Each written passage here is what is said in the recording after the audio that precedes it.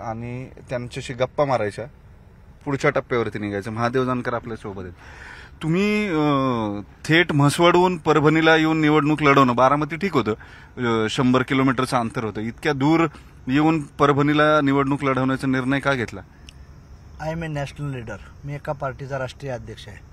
माझं रेकॉर्ड पाहिलं तर मी नांदेड लोकसभा पहिली लढवली, नंतर सांगली लढवली, नंतर माढा लढवली, नंतर बारामती आणि आता परभणी. त्यामुळं नॅशनल लीडर हा देशातून कुठेही लढू शकतो. मी एका पक्षाचा अध्यक्ष आहे आणि माझे जे प्रतिस्पर्धी आहेत ते एका पक्षाचे कार्यकर्ते आहेत. मी जिथं अर्ज भरला आहे त्या AB फॉर्मवर माझी राष्ट्रीय अध्यक्ष म्हणून माझी सही आहे आणि ते जे प्रतिस्पर्धी आहेत तर तिथं उद्धव साहेबांची सही आहे. ते त्यांचे कार्यकर्ते आहेत. कार्यकर्ते आणि नेत्यामध्ये फरक असतो.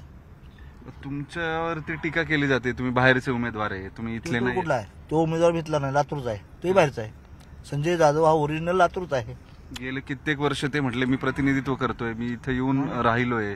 मी बी राहायला घेतलंय. लोकमान्य टिळकला बंगला घेतलाय. मी 4 तारखेला रजिस्ट्री होईल माझी. मी परभणीकडे झालो. आणि नॅशनल लीडर असतो तो एखादा तालुका जिल्हा बघत नाही. तो लग्नाला जायचं. मतदानाच्या दिवशी सुद्धा तुम्ही हे सगळं आता कार्यक्रम सुद्धा करताय, लोकांना भेटताय, तुम्हाला प्रतिसाद कसा आहे नेमका? मला प्रतिसाद 90-10 चाललाय. मला प्रतिसाद अतिशय. परभणीत मी फिरलो, 4 सेंटरला भेट दिली. शिवाजीनगरला, इंदिरानगरला आणि गोकुळनगरला आणि लोकमान्य नगरला. त्यात मी चांगलं चाललेलो आहे. आणि आत्ता मी कुंभकर्ण टाकळीला भेटलो, आता झरीला भेटलो. एकंदरीत लोकांचा रिस्पॉन्स चालला, चेहऱ्यावरून कळतं लोकांच्या. तुम्हाला साधारण किती मतदान मिळेल, काय तुमचा विजय किती मतांनी होईल? माझा 4.5 लाखांना विजय होईल. मी डेफिनेटली. संजय जाधवांचं म्हणणं आहे की ते जरी 4.5 लाखांनी विजय होणार असं म्हणत असले तरी त्यांना 4 लाख मतही मिळणार नाहीत. ते काही बी म्हणू द्या, मी जिंकणार आहे. 4 तारखेला गुलाल माझ्यात पडणार आहे, त्यांच्यात पडणार नाही. कॉन्फिडन्स सांगतोय. उद्धव ठाकरेंनी तुमच्यावरती टीका केली इथं आल्यानंतर. मोदी तुम्हाला येऊन भाऊ म्हटले. तुम्ही मी तुमच्याकडे पाहताना बरेच वर्ष मी तुमच्याकडे पाहतोय, 15 वर्ष, मी कायम महादेव जानकरांना मिस्ट्री लीडर असं संबोधतो. अचानक महादेव जानकर येतात, कुठून तरी प्रचंड त्यांची हवा तयार करतात, निवडणूक लढवतात आणि निकाल काही असू द्यात, मात्र तुमची ही सगळी धडपड जी आहे, गावात म्हसवडमध्ये कुठेही अचानक सहज बाजीवर बसता येतं, कुठेही पिठलं खाता येतं आणि त्याच वेळेस तितक्याच कॉन्फिडन्सने तुम्हाला नॅशनल लीडर आहे असंही सांगता येतं. मी हा जनतेशी तळागाळाशी म्हणजे कार्यकर्ता आहे. कार्यकर्त्यातून लीडर बनलो. केडर टू लीडर ही माझी खासियत आहे आणि मी दाखवायसाठी करत नाही. मी ओरिजिनल आहे, 100% ओरिजिनल आहे.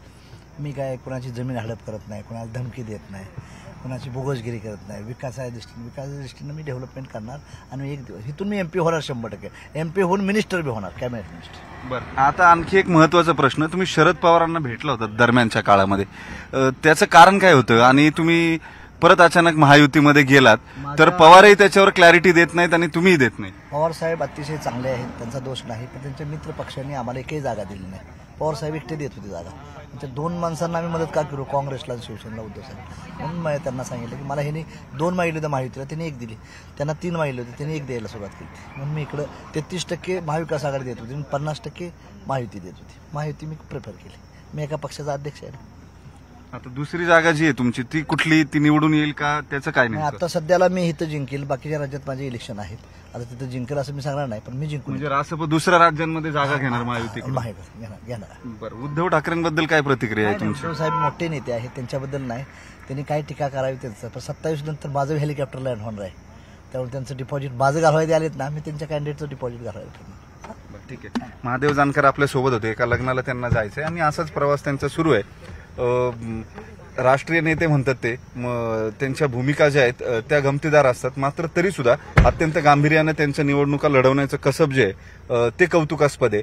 अनेक ठिकाणी ते नवीन नेता म्हणून जातात बाहेरचा, मात्र कार्यकर्ते ज्या पद्धतीने त्यांच्या भोवती मोहोळ करतात, या सगळ्या गोष्टी ज्या आहेत त्या राजकारणात अनाकलनीय आहेत. अनेकदा असे नेते जे कधीही कुठेही जमिनीवरती बसू शकतात, कुणामध्येही बसू शकतात, मांडी घालून काहीही खाऊ शकतात. आता एका छोट्या लग्नासाठी महादेव जानकर इथं येऊन थांबलेत. ही सगळी प्रक्रिया जी आहे नेता घडवण्याची, त्याच्याबद्दलचं एक परसेप्शन तयार करण्याची, हीच खरी भारताच्या लोकशाहीची खरी ताकद आहे. या अशा पद्धतीचे नेते एकाच वेळेस राज्यातल्या 6 लोकसभा मतदारसंघांमधून लोकसभा निवडणूक लढवू शकतात. ती हिंमत त्यांना येते, मतं मिळतात, लोकही त्यांना मानतात.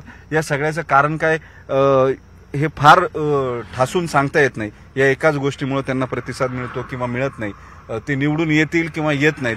बारामतीत त्यांनी पवारांच्या विरोधात निवडणूक लढवली, तेव्हाही त्यांचा हाच कॉन्फिडन्स होता. तेव्हाही ते असंच म्हटलेले होते.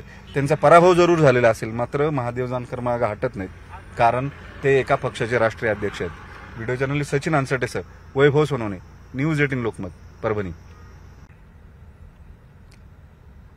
दहिवडी म्हसवडहून थेट परभणीला लोकसभेची निवडणूक लढवण्यासाठी